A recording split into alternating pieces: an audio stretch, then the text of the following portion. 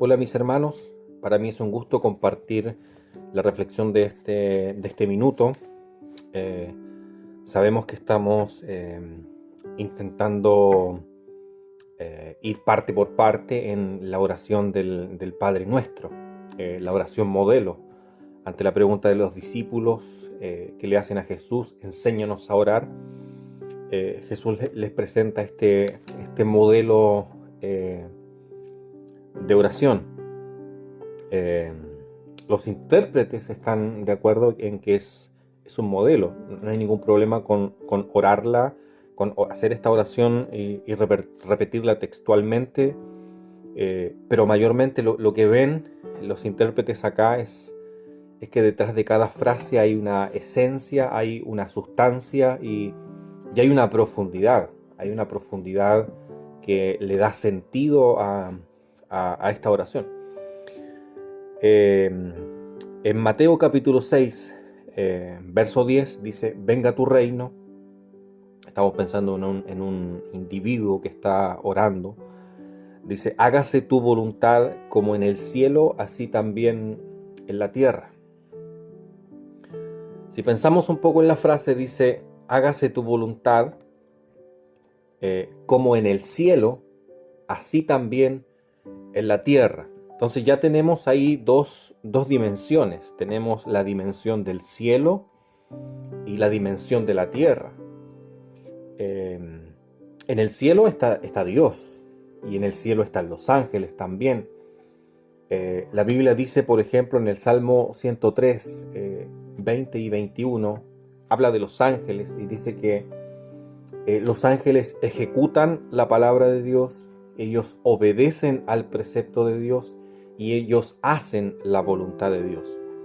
Entonces, en el cielo, donde habitan estos seres, eh, ellos hacen la voluntad de Dios. Y allí se hace la voluntad de Dios. La Biblia dice que los ángeles son espíritus ministradores enviados en favor de aquellos que heredan la salvación.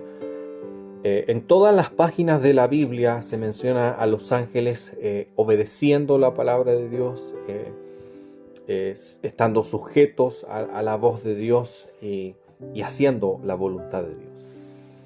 Entonces en el cielo, en esa dimensión, la dimensión del cielo, sí se hace la voluntad de Dios. Y lo que aquí plantea esta oración y esta frase, cuando dice hágase tu voluntad como en el cielo, así también en la tierra.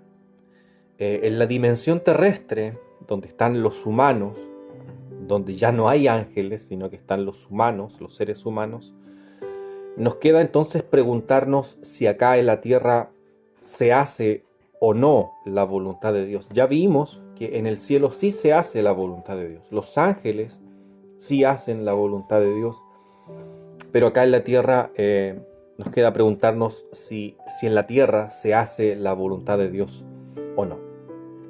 Eh, los teólogos, eh, para intentar liberar un poco la tensión que existe entre la pregunta, bueno, si Dios es soberano, ¿acaso no siempre se hace la voluntad de Dios? ¿Acaso todo lo que ocurre en el mundo no siempre es la voluntad de Dios?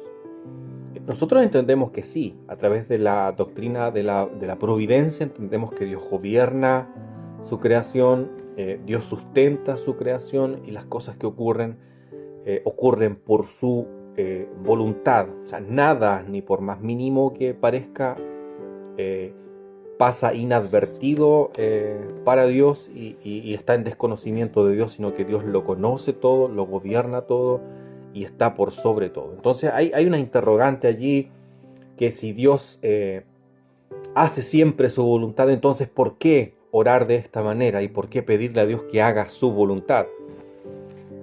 Si al final de cuentas siempre la va a hacer.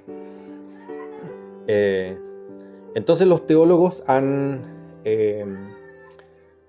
hablado acerca de distintos aspectos de la voluntad de Dios, para intentar liberar un poco el conflicto que existe entre la soberanía de Dios y la libertad del hombre. Entonces ellos han dicho que existe una voluntad de Dios, que es una voluntad secreta de Dios, que es la manera en cómo Dios gobierna el mundo, la manera en cómo Dios dirige las cosas en la creación para un fin determinado, para un plan determinado, y eso tiene que ver con algo secreto que le corresponde a Dios. Eh, Eso lo vemos, por ejemplo, en la muerte de Jesús, en la cruz del Calvario. Hay varios pasajes que mencionan esa muerte como un hecho predeterminado, como un hecho que estaba anticipado, que estaba previsto. O sea, no fue un accidente, no fue que Jesús muere por accidente, sino que todo estaba en el determinado consejo de Dios. Eso dice la Escritura en muchas partes. Jesús mismo, cuando hablaba de ese suceso, él sabía que iba a ocurrir. O sea, estaba dentro de un plan, estaba dentro de la voluntad secreta de Dios. Entonces, cuando hablamos de esa voluntad, la voluntad secreta o la voluntad decretiva de Dios, lo que Dios ha decretado antes de la fundación del mundo para que ocurra en el mundo, estamos hablando de sucesos donde el hombre no puede meter mano, el hombre no puede alterar esos sucesos. La muerte de Jesús tenía que ocurrir así, tenía que ocurrir de determinada forma, y así ocurrió porque estaba obedeciendo a un plan y a una voluntad de Dios establecida desde la eternidad misma.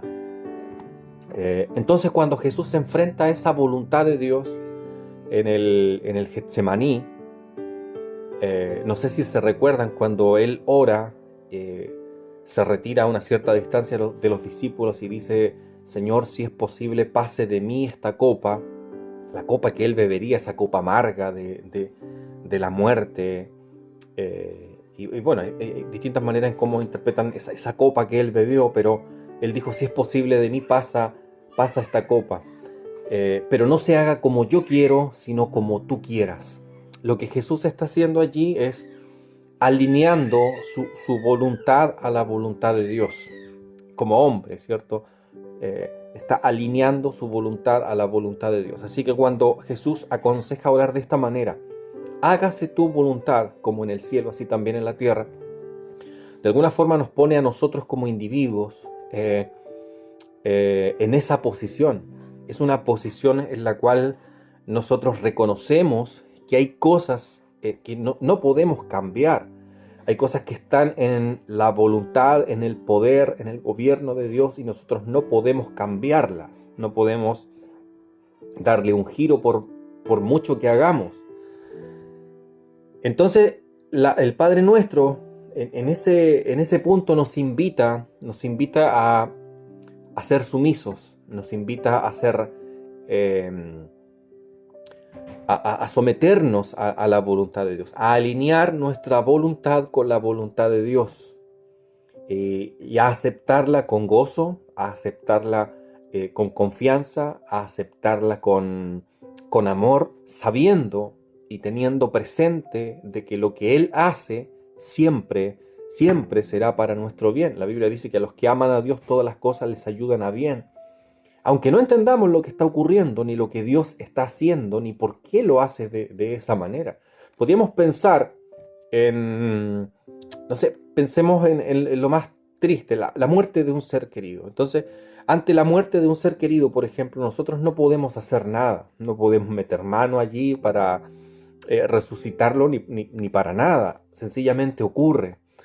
Y ocurre por voluntad de Dios, y eso lo sabemos. O sea, Dios hace cosas de determinadas maneras, por determinados medios, para determinados propósitos que solo Él conoce, y nosotros a veces nos preguntamos por qué ocurre tal o cual cosa, y ante ese suceso no podemos hacer nada más que decir: hágase tu voluntad, alinear nuestra voluntad a la voluntad de Dios para aceptarla con gozo y con alegría.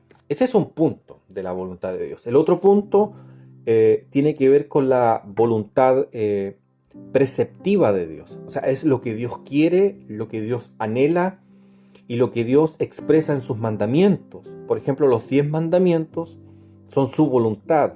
para que el hombre cumpla esa palabra. Y en ese sentido, esa voluntad de Dios, ese deseo de Dios, de que el hombre cumpla su palabra, es transgredida todo el tiempo. O sea, todo el tiempo el hombre, el ser humano, está transgrediendo esa voluntad de Dios, está violando esa voluntad de Dios y no está cumpliendo esa voluntad de Dios. Entonces, por eso el pasaje hace el contraste entre lo que ocurre en el cielo y lo que ocurre en la tierra.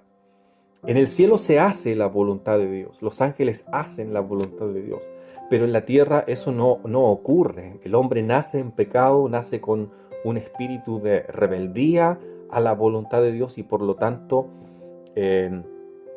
no se hace la voluntad de Dios. O sea, el hombre no hace la voluntad de Dios. Entonces cuando oramos de esa manera, venga tu reino, hágase tu voluntad, lo que estamos diciendo es que Dios ponga su espíritu en el corazón de los hombres, que Dios traiga regeneración al corazón de los hombres, que Dios traiga salvación, que Dios nos dote de obediencia, de sumisión, porque en el caso anterior lo único que nos quedaba era aceptar el hecho, aceptarlo con amor, aceptarlo con gozo, pero en este caso la voluntad preceptiva lo que nos demanda es obediencia.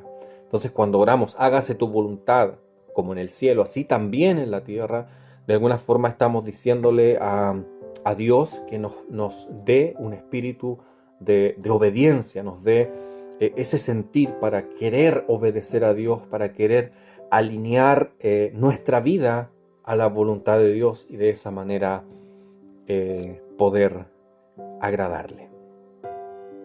Esta sería la reflexión de hoy.